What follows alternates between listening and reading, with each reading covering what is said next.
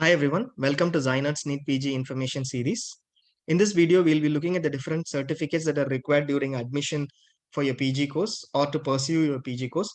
We'll be looking at migration and eligibility certificate, the transfer certificate that is required, and the no objection certificate or the registration certificate that is required. In some institutes or universities, the transfer certificate may not be required. So before getting into this video, just check with the institute on what the certificates are required and what certificates are relevant. We'll also try to cover that in this video. So we'll start with the migration and eligibility certificate. A migration and an eligibility certificate both are relevant only when there is a movement from one university to another university. So basically, when you're going to pursue an MD/MS course in a particular PG university and you've done your MBBS from a different university, then a migration and migration certificate and an eligibility certificate both are relevant. It is not required if your MBBS university and PG university are the same.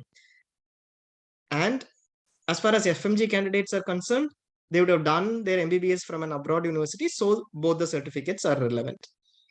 This certificate is not required if you're pursuing a DNB course. This is required only if you're pursuing an MD/MS course. Finally, there are some candidates who might be doing their MBBS and PG from the same state, but the universities may be different. In the sense, they might have completed their MBBS from one medical university within a state, and might be going to do their PG from a different medical university within the same state. Even in that scenario, a migration certificate and an eligibility certificate are required. Basically, moving from one university to another university from your MBBS to your PG is when your migration and eligibility certificate is required, and only for MD/MS. So how do you get your migration certificate? This migration certificate, you will get it from your MBBS university. You will apply at your MBBS university. Some MBBS universities allow you to apply online. Some may even send a digital certificate after the online application process and validation is done. But check with your MBBS university on how to apply and the application processes. You may have to be present in certain MBBS universities, present physically for getting the migration certificate, and you will also have to submit a few other certificates for getting the migration certificate. Just check with your university on what is a process. Some universities may insist that you know your PG institute name before getting a migration certificate. They may give you a migration certificate only with the PG institute's name added in the certificate. So in that case, you will have to wait for your final PG institute before getting your migration certificates. That is advisable. Where to submit it? This needs to be submitted maybe to the institute during admission. They may want to see it, but later at the PG university for getting an eligibility certificate, which we'll come to next.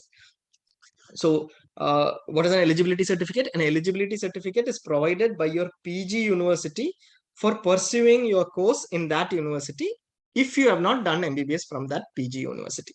So where do you get it? You get it from your PG university, like we mentioned, and you apply at your PG university. How do you do that? With your migration certificate, there might be additional documents that are requested. Apply with migration and the additional documents. In some universities alone, you may be able to do it online, but in most of the universities, a physical presence may be required along with the original documents to get your eligibility certificate. And how much time will it take? It will take a week to a month, depending upon the university. Some universities may even give it in 2 to 3 days. But after the admission process is done, at times you may be able to go there and do it in a day or two max. It depends on the university completely where you're doing your PG. So max, it will take a month for you to get your eligibility certificate. This eligibility certificate is what confirms that you are eligible for doing your MD/MS course in that particular university, and it is a requirement for getting your PG degree. So ensure that you get it after you get admitted in that particular institute belonging to that university. There is always time provided to get your eligibility certificate. There will be a lot of candidates who come from one MBBS university from one state and move on to do a PG in another university in another state. So time will be provided, but ensure that you get it done at the earliest. And in case you are moving from one location, your base location, to another location for getting your for doing your PG, it is always better to take your migration certificate with you from your MBBS university so that you don't have to travel back to your MBBS location or your base location later after starting your PG course. And the second set of certificate that is required, second category, is the transfer certificate. A transfer certificate is relevant for transfer from an institute to an institute. You have completed your MBBS from a particular institute. You're going to do your PG from another institute. In that case, a transfer certificate is usually requested. So where do you get your transfer certificate? It is a simple certificate which mentions that this person has completed his MBBS from this particular institute, and with the year of completion, the year when you did your MBBS in that particular institute, etc., and the name of the institute and other details. So where do you get it? You get it from your MBBS institute. And how do you get it? Check with MBBS Institute on the process, because the process is different. Usually there is a request letter that is given and the transfer certificate is provided. It may be online too in very few institutes. Just check with your MBBS Institute on the process. Where to submit? You will submit it at your PG institute where you're going to be admitted finally. So this is the process.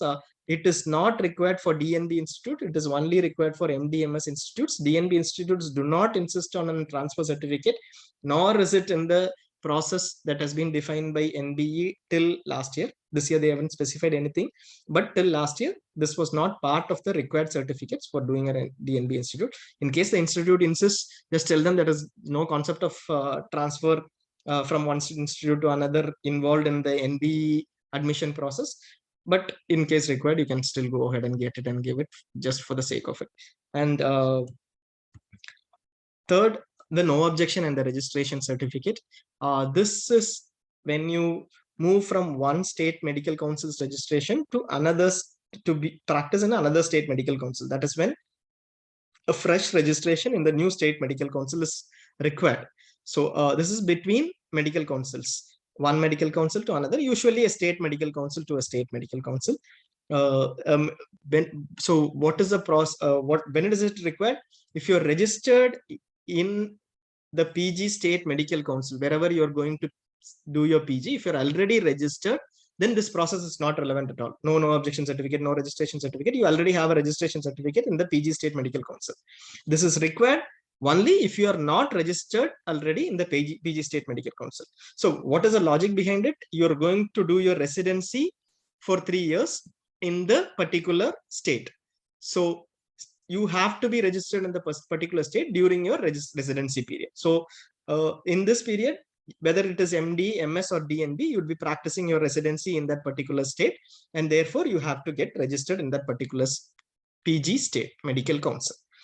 What is the process to get this registration done? You get an NOC from the current registered state medical council. Wherever you are registered currently, if it is different from the PG state medical council, that is when it is relevant. We said that. So go to your current registered state medical council and you obtain a no objection certificate from your currently registered state medical council. This no objection certificate would mean that the current state medical council does not have any objection in you being registered with another state medical council for pursuing your PG and doing your residency there. Take the NOC and submit it with required documents in the PG State Medical Council. We'll come to that. This is required for DNB courses too. In case you have registered in multiple state medical councils, if you're not registered, ignore this particular part. If you have registered in multiple state medical councils and you're going to do in your PG in the first registered state medical council, then check if your registration is still active. Certain medical councils, even after providing an NOC, keep your registration active till you come and deregister. So just check with your original current state medical council on whether the registration is active if you're going to do PG there. In that case, you don't need to re-register.